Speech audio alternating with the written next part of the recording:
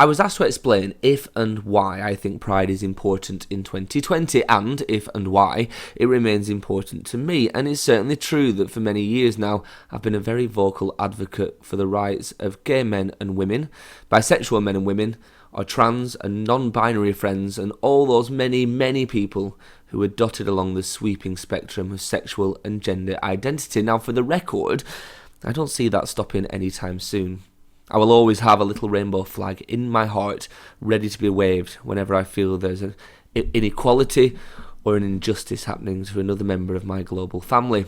But there are two questions here, two very separate and very disparate ones, which I've been toying with over the years, and unfortunately, dear listener, I'm not sure I can answer both of them succinctly enough to satisfy you. One of them is certainly easier to answer than the other one. Why is Pride important today? Well, first of all, let's understand what pride as a term actually refers to in its proper noun form, as a tangible, visible term, as an event, a happening, a movement.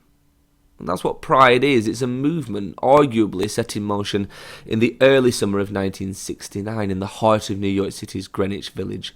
In response to a police raid, members of the LGBT community reacted with protests, violent demonstrations, chanting, marching, riots. They quite simply had enough of the oppression and the injustice that was a daily battle for these loving, fun, influential, groundbreaking, intelligent and beautiful people, and decided not to take it anymore.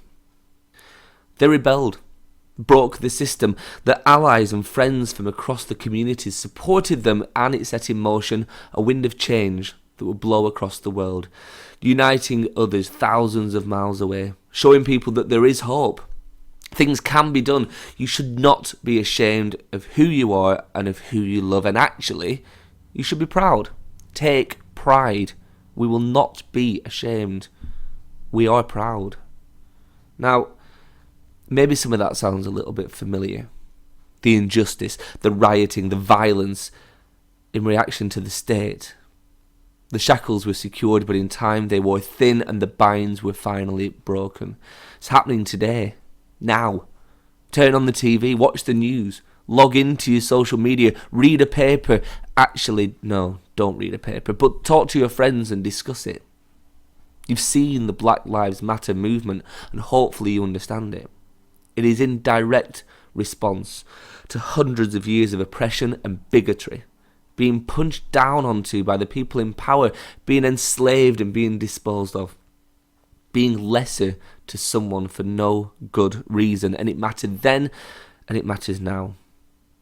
Maybe pride is less of a conversation about LGBT plus rights and more of a campaign for human rights. The LGBT plus movement, and please forgive me here for using umbrella terminology, by the way, no one is more well versed than me in the many, many identities that pepper our amazing community, but for ease of speech, I've rather unceremoniously lumped everyone who doesn't identify as lesbian, gay, bisexual or transgender as a plus. It's ugly and it's lazy, and I acknowledge it, but alas, I too am ugly and lazy, so here is the apology. Sorry.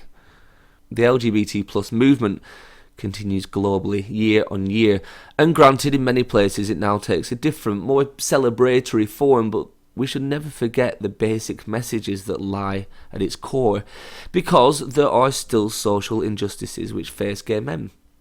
There are still laws in this country which discriminate against bisexual and lesbian women. There is rampant biphobia, and our trans friends are perhaps encountering the biggest battle yet as they strive for recognition and equality against overwhelming odds.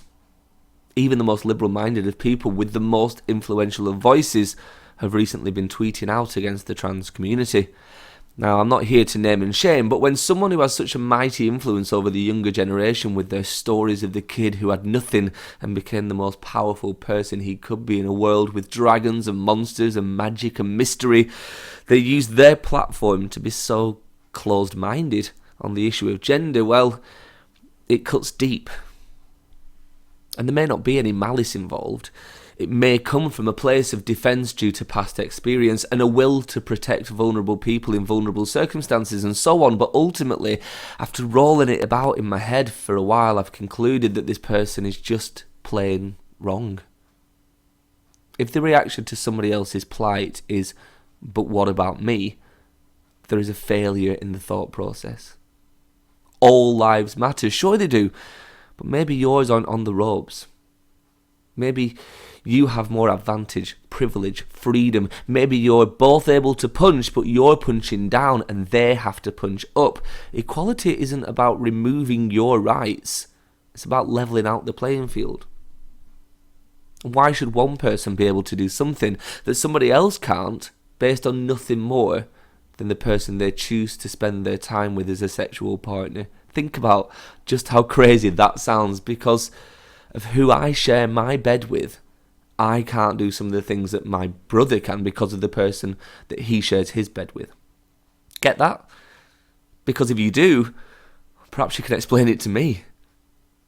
Because what happens is, whether we care to admit it or not, we judge someone on the very limited knowledge that we have of that person. I am gay, and therefore some people assume that I have paedophilic tendencies. Crazy, right? But it's absolutely true. Walk past a person in a park late at night. If they're white, you say good evening and wish them well. If they are black, you change direction because you feel in danger. It happens daily. Someone uses a wheelchair, they're not intelligent. Someone identifies as a woman who was assigned the gender of male at birth, they're a sexual predator. Someone has a baby, she can't be a CEO. This isn't conjecture, I'm not ballooning the truth. It's real life, and it's happening now in our schools and offices and homes and churches and police forces and governments throughout the world. Not the third world, not underdeveloped new countries that have yet to learn, but the most influential, most powerful, most developed countries. I'm not talking about leaders of single-party states, tyrannical regimes where people have no democratic freedoms. I'm talking about the United States of America, the land of the free. I'm talking about France, Italy, Spain, Australia. I'm talking about Great Britain. And don't forget, great is a size measurement and not a TripAdvisor review. It ain't all roses and cricket greens, you know. So why is pride important? Because we need to remind people of their privilege and recall their judgments, their assumptions. We need to challenge their sometimes idiotic dogma and fight against their pragmatism, because if we don't, things will not only fail to move forward, but they will start to slip backwards. We've seen it in Russia, we've seen it in Brazil, as well as many African and Asian nations. You can still be put to death in 11 countries for being gay, and you'd be foolish to think that that number cannot rise. So we have to keep applying the pressure, not only to iron out the creases in our own constitutions, and if Brexit taught us anything, it's that that constitution of this country is highly interpretable, but to support our friends all over the world and to offer them a feeling of safety and salvation.